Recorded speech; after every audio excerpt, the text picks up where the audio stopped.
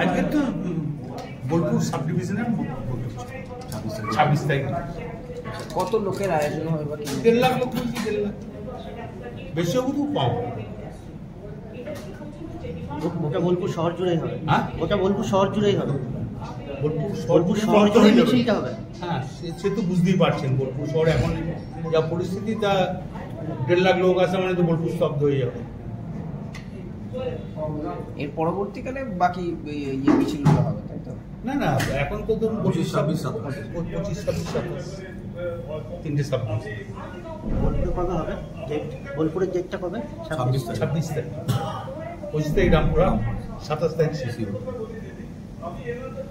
নির্বাচন যত এগিয়ে আসছে, আপনাদের কি আরো প্রচার কি আরো বাড়বে? দল তো যাত্রার দল নয়, রাস্তায় থাকার দল। যতই রাস্তায় নামবে তত দল ভালো হবে।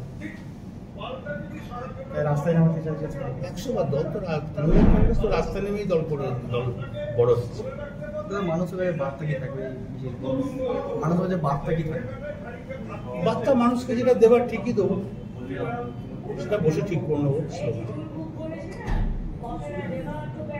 ওখানে কি জেলা নেতৃত্বরাই শুধুমাত্র থাকবে নাকি বাইরে থেকেও কেউ আসবে? বাইরে থেকে কোনো আসে তো জেলা নেতৃত্ব। ঠিক আছে, থ্যাংক ইউ।